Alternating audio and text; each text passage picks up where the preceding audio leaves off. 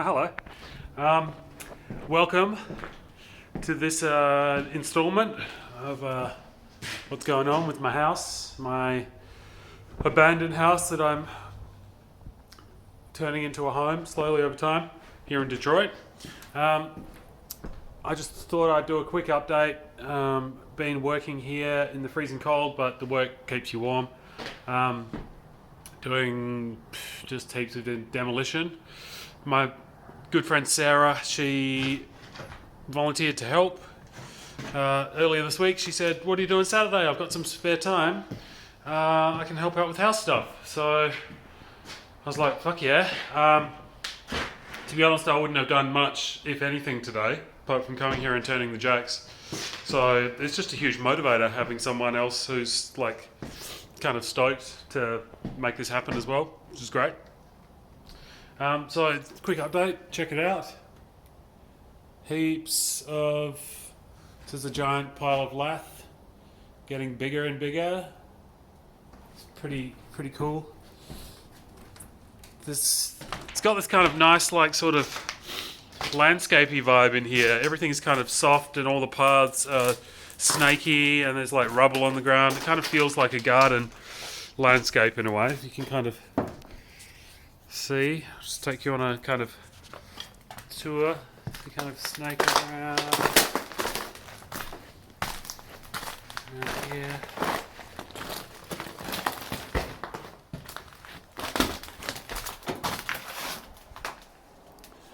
Yep, so this here is where plaster wall used to be. So that's the bathroom. And then in here is this bedroom. So I've almost opened that wall up completely. It's pretty good. Just trying to keep things roughly kind of organised. Been turning the jacks, but I've gotten to the point now with the jacks that I just need more in there. I'm not actually going to turn them anymore until I've got more in there. I've realised some of them are almost at full reach, so I need to get some kind of redundant ones to pair up with those ones so I can take them down and adjust them so they're back up. Yeah, I'll take you through that when it happens, but suffice to say the jacking is progressing to the point now where I need to like make upgrades. So that's progress. Now, in terms of like the lean, yeah, the house is still really wonky. We'll see what we can do about that. I'm not sure whether to once I've got the beam leveled out, I'm not sure what more I can do. So maybe I will just square up these openings and just smash out the wall around the openings for doors and things. Like here, that one's on a lane. This one's on a lane. This one here is definitely on a lane. Whoa, what? How's my finger so long? That's crazy. Whoa. So this on a lane. So maybe I level the beam, then get to the point where I'm just like, well, I don't think I can get this place any straighter. And then, yeah, maybe just square up these openings so at least visually it doesn't look as wobbly. Or maybe I'll leave it a little bit wonky. It just adds to the character of the place. It certainly wouldn't be the only building in this town that has a bit of a lean to it. Anyway, kitchen. So this is what Sarah did today. She smashed out all of this. So I've kind of the kitchen's her baby at the moment, which is good. And she also started picking up all of the the nasty tack strip around the edge of the floor, which holds the edge of the carpet down. We won't be having carpet here. I'm just going to polish these floorboards up. So that would be nice. So yay for friends, yay for help, and the motivation and care that they bring into your lives. It's pretty nice. Winter has kind of come back with a vengeance. We had a really mild few weeks there. It was almost a bit of a fake out. It was like this in early spring. Thought to myself. So Thought we dodged a bullet, but no, here we are, halfway through February, and it's gotten really cold again. So that's cool. Don't mind, as long as you can keep cozy. I've got like 50 layers on right now, and loving life. It's good. I'm a bit scattered at the moment. Went out last night to bloody 7 in the morning, dancing to just the most insane sound system and music presented by some wonderful old school house and techno DJs here at Marble Bar. It was wonderful. The likes of Carl Craig and Stacey Pullen, etc. It was good. So yeah, I walked out of there feeling pretty fresh and nice, and went home and got a decent amount of sleep, which was good. What else? It's about it. Got the steering column in my van replaced thanks to Neighbour Country. I just got the replacement part off eBay. He swapped it out for me, and that was great. So at least I can drive my van now without having to use a screwdriver to start it.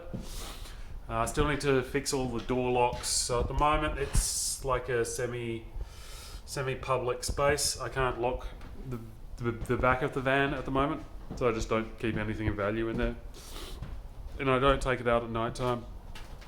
But we'll get her back. Oh, and how could I forget?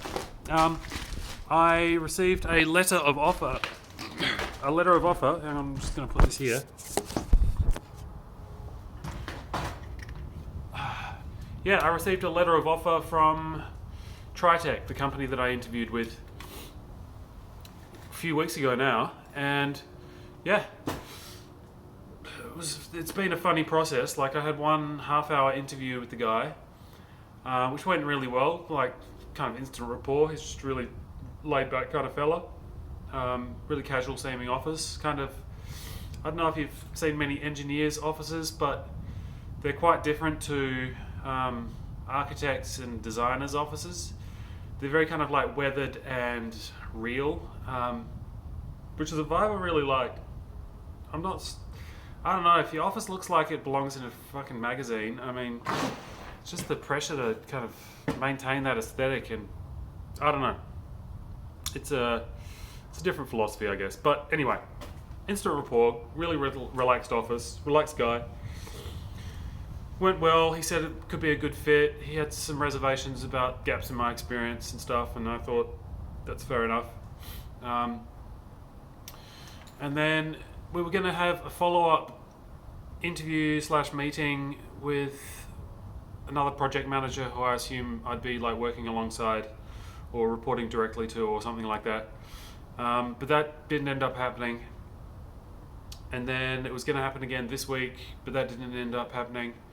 And then all of a sudden, that's right, he asked me a question about my steel detailing experience, which I have a little bit, but certainly I wouldn't call myself a professional steel detailer. But whatever, it's work that I enjoy, and look forward to doing more of it. So I answered that question, didn't hear anything back, and I thought, this is odd, like, this meeting's not happening. He's going back to ask me questions about my experience. And then 2 days later, just out of the blue, email with a letter of offer. And I was like, oh, wow, okay. So I got that on Thursday, gave him a call on Friday, just said, yep, I think we're in business. I'd be happy to come aboard. Just letting you know, I've got a busy weekend. I've got a friend visiting. Shout out MJ. From the 28th to the 2nd, 28th of February to the 2nd of March. So I told them that Friday and Monday were out, couldn't work then, and that my partner Alex, she's in the middle of her like kind of travel period at the moment, so she's back for only short periods of time between taking kids on exotic location kind of cultural immersion trips around the world, which is just wonderful. She's having a ball.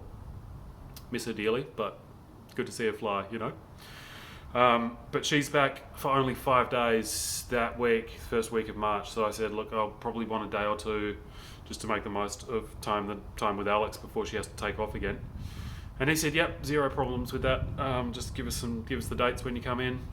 for your kind of orientation meeting, and we'll square that away for you. So it's been just really smooth so far. I'm feeling really positive about it. When it all started looking a little bit sketchy with these meetings not happening and all of that stuff, I was thinking to myself, well, springtime's coming up and it's going to get really busy in the handyman world. I was super busy when I first started late last year, when the weather was still nice. I had more work than I could possibly do. I managed to build up my tool collection in a couple of weeks just off cash that I was making. I think it was like 1 week's work paid for all of my tools, really. So I was like eyeing off spring, and it's still winter now and things are really slow, but I thought, well, it's going to pick up soon and it'll be good. Maybe it's a good thing that this job doesn't work out. And so I thought on that, and I almost like convinced myself that that's how I felt. And I don't know, maybe part of me did, for sure. But at the same time, there was something a little bit sad about that idea. I was like, part of me just really was looking forward to like kind of rebooting my career, dusting off these technical skills that I've spent so long kind of honing, and that I do quite enjoy practicing. And there was something quite sad about like leaving that on the shelf. I mean, even if it was for just another season, I think I'm getting pretty far away from my practice, where it would be just exponentially more difficult to come back. So this has just been a wonderful opportunity to like re-enter the labour market, sell my labour to the man. Seems like a nice man, and they've got a pretty generous benefits package. So I'll have full healthcare.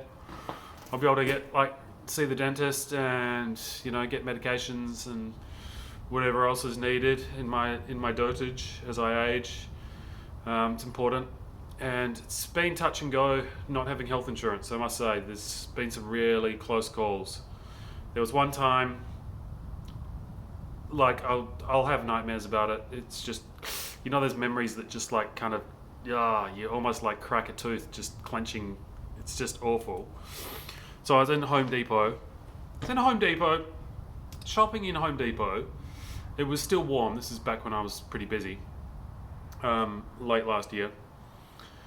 And warm, like, I don't know, it's above zero.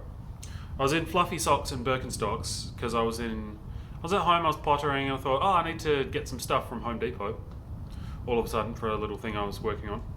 So I go to Home Depot and I'm lifting a sheet of MDF, like huge sheet of 3/4 inch MDF. Weighs a bloody ton. 8 feet long, 4 feet wide. Like, thing probably weighed 50 kilos easy.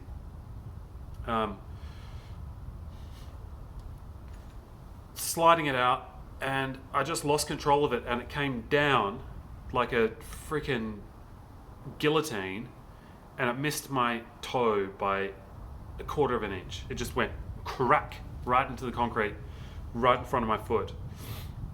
That thing would have smashed every bone in my foot if it had hit my foot, and I would be facing untold agony and debilitating injury, and to the point, financial ruin, because I didn't have insurance. So it's a real shame that kind of health insurance is really tethered to employment in this country. Hopefully that'll change soon.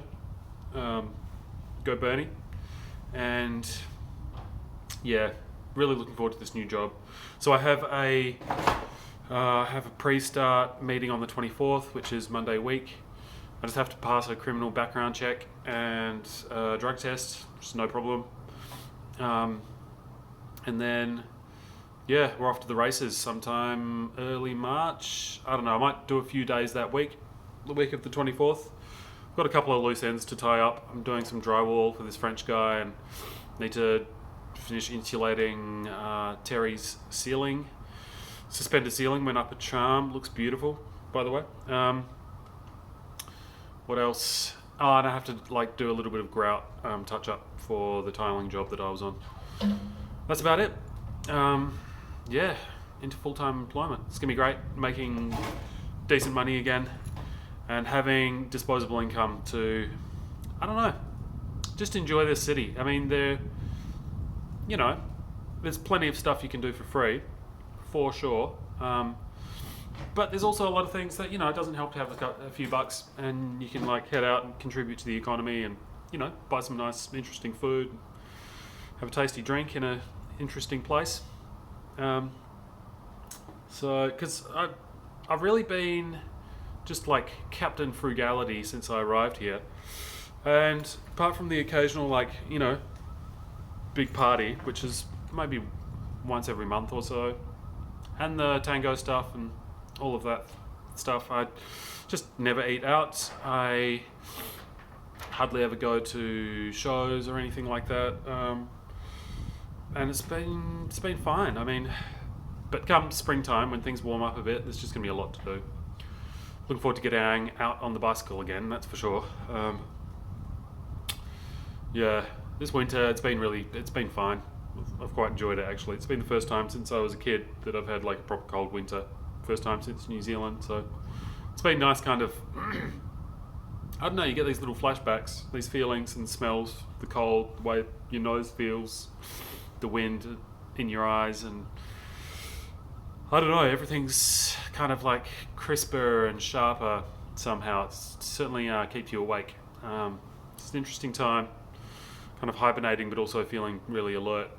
Because if you're not alert, you just get caught out and you're having a miserable time. So you got to stay cozy. Anyway, it's enough of a ramble from me. I think I'm going to leave it there. But thanks for tuning in once again. Letting me just talk at you. I do appreciate it. You're a wonderful audience, and I can't wait to be looking at your face. I was thinking about this because I'm in touch with a lot of people, messaging and phone calls and stuff, and it's great. And it's it makes the world of difference being able to do that. Technology these days is magnificent. But I was thinking what are the things that I really miss? And one of the things that I really miss, and it kind of, I don't know, it brings up feelings thinking about it now. But is the non-verbal communication with people that you really care about and that you kind of get a feeling that care for you, and it's just being in the same space and being able to share those gestures and little looks, and it's just really nice. So looking forward to sharing those times again, and I love you all, miss you. Life is good, life's crazy. But we're doing okay. Oh God. I'll see you again soon. Thank you very much, and peace.